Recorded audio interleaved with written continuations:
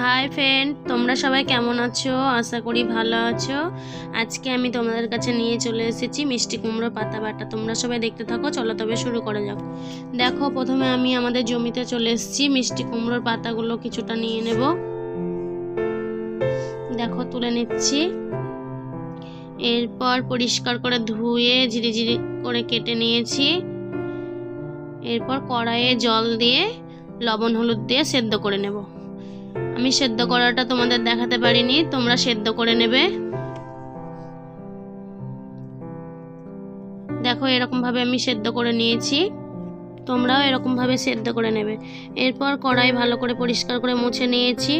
পরিমাণ মতো তেল, কিছুটা রসুন গোটা, দুটো কাঁচা লঙ্কা, কালো জিরে দিয়ে ভালো করে তেলে ভেজে নিয়েছি।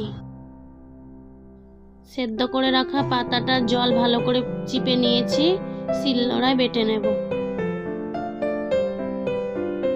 দেখো, তোমরাও এরকম ভাবে শিলনোড়ায় বেটে নেবে। সেদ্ধ করে জলটাকে ভালো করে চিপে নেবে। আমি আগে কিছুটা চিংড়ি মাছ ভেজে রেখেছিলাম, ওটাকেও বেটে নেব। দেখো, ভেজে রাখা রসুন, কাঁচা লঙ্কা, কালো জিরে বেটে নেব শিলনোড়ায়।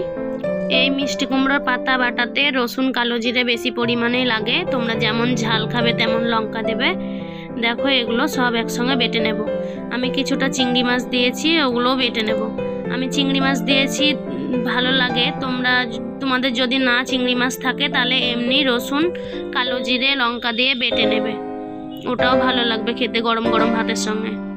আমি আর লবণ দিইনি, আমি আগেই লবণ হলুদ দিয়ে পরিমাণ মতো সেদ্ধ করে নিয়েছিলাম। তোমাদের যদি লবণ লাগে তাহলে দেবে। দেখো, বাটা হয়ে এসছে, সবগুলো একসঙ্গে বেটে নিয়েছি। কড়াইয়ে একটু তেল দিয়ে কাঁচা লঙ্কা কালো জিরে দিয়ে আরও একবার ভালো করে বেটে রাখা পাতা কষিয়ে নেব। তোমরাও এরকম ভাবে আরও একবার তেলে দিয়ে ভালো করে কষিয়ে নেবে। দেখো, নাড়াচাড়া করে কষিয়ে নিচ্ছি। স্বাদ মতো চিনি দেব, তোমরা চিনি না দিতেও পারো, আমি চিনি দিয়েছি। নাড়াচাড়া করে নামিয়ে নেব। তোমরা এরকম ভাবে সবাই তৈরি করে খাবে, খেয়ে আমাকে জানাবে কমেন্ট করে কেমন হয়েছে। ভালো লাগলে অবশ্যই আমার চ্যানেলটিকে সাবস্ক্রাইব করে লাইক শেয়ার কমেন্ট করে আমার পাশে থাকবে। তোমরা সবাই ভালো থেকো, সুস্থ থেকো। আমি আবার চলে আসবো পরের ভিডিও নিয়ে।